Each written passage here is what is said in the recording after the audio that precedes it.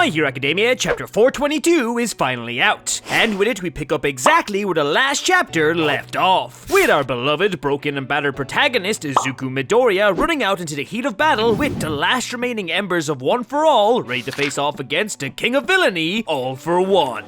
Initially, Midoriya was running alongside his friend turned traitor turned friend again, Yuga Aoyama. However, we quickly see Aoyama fall behind Midoriya as he struggles to deal with the destructive might of All For One. Yet, as he falls back, he does shout out to Izuku to keep running forward.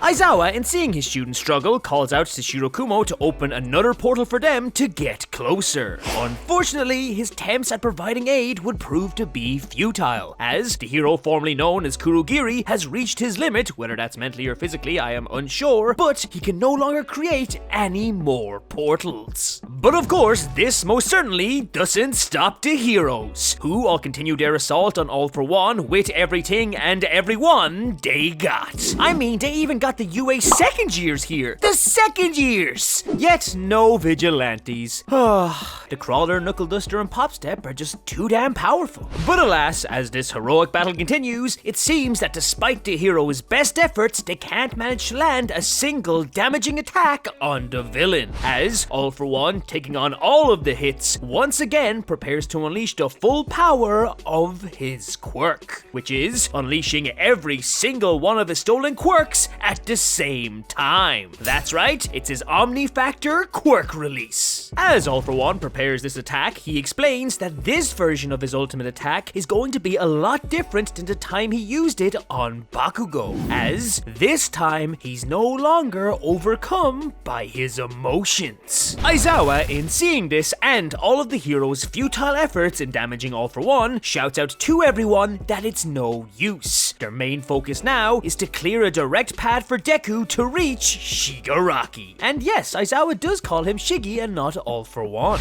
And so the heroes attempt to do just that. But in doing so, inversely, they also leave All For One with a clear and open shot on Midoriya, as All For One, condensing the power of his quirks into one singular attack, shoots an uber powerful energy laser beam directly at our hero. But unfortunately for All For One, Midoriya sure as hell isn't alone, as right before the beam can hit him, it is quickly diverted and reflected back at him by none other than Hagakure, aka Invisible Girl. Wow, she really went from completely useless to deflecting the big bad's ultimate attack. And not only this, but right as Hagakure deflects this attack, Momoya Yorozu uses her quirk to create a gigantic railgun that Kaminari powers with his electricity to shoot their own highly condensed super beam at All For One as well. They really said, nah, I don't want this, let's double it and give it right back. All For One, forced to block this double energy attack, decides that maybe one condensed super beam wasn't the best idea, and so he unleashes a cacophony of his dark energy tentacles at Midoriya. In seeing the approaching tentacles, and well aware that he is not fast enough to dodge them without overusing One For All's embers, Midoriya instinctively ignites his arm with the power of One For All and prepares to smash through them. Although, as it would seem, this time luck is truly on Midoriya's side, as once again, mere moments before he has to sacrifice some of his last remaining embers, multiple students from Class 1A and 1B jump in front of Midoriya and smash right through the tentacles before him, shouting at Midoriya to not waste any of his power on this fodder and save it all for All For One. As this happens, both Shoji and Froppy then jump in, grab onto Midoriya with their quirks, and work together to propel him closer to the villain. It's also fun to note that as both of them do this, we not only see flashes of Froppy's entire family and the little girls Shoji saved way back when, watching the broadcast cheering them on,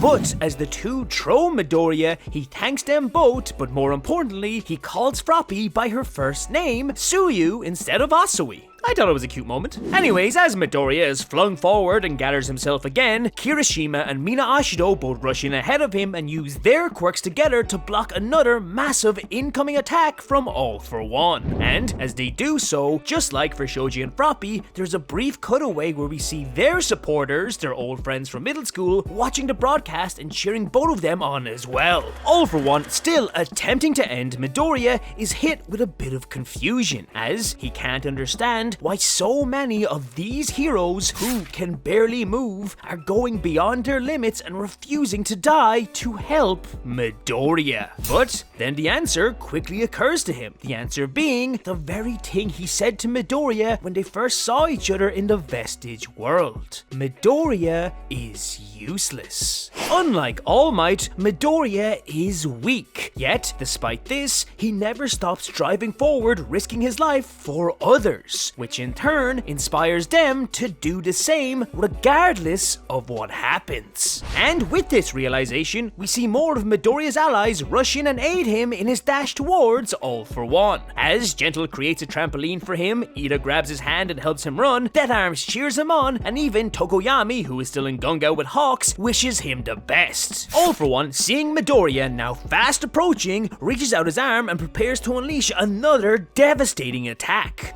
But this time, as he does so, blood starts to drip out from the hole in his hand, leaving him completely confused. We then get a brief cut over to All Might, where we see he is now being tended to by some of Star's fighter pilot friends. Here, All Might starts to speak, mentioning how it was in seeing Midoriya run towards the sludge villain way back when and risk his quirkless life to be a true hero that allowed him to do the very same today. All Might then goes to say something else, stating it was at that moment that Deku became, before it cuts away once again, this time to Melissa Shield and none other than Rhodey Soul from the World Heroes Mission movie. That's right, all the movie side characters are officially canon now, cheering on Midoriya. Ida tells Midoriya as he pushes him forward and ahead that he now fully understands why Uraraka said the nickname Deku makes her think, do your best. As we see Ochako herself being carried off in a helicopter with Pixie Bob, where she weakly opens her eyes and whispers,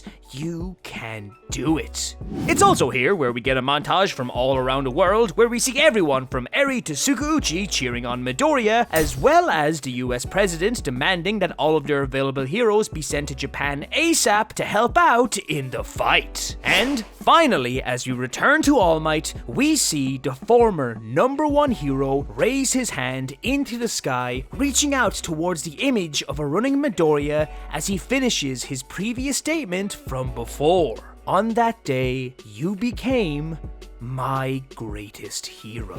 And with this statement, Midoriya finally starts to unleash the last burning embers of One For All, as he crouches down before leaping into the air as Inko Midoriya, his mother, cheers him on. He rockets towards All For One and lands a direct, full power blow on the villain in an almost identical action to the very first time he used his quirk. And that's it for chapter 422. If you like this video, don't forget to leave a like. For more content like this, subscribe to the Lunchtime Crew. Thank you so much for watching, and I'll see you in the next video. It's lunchtime.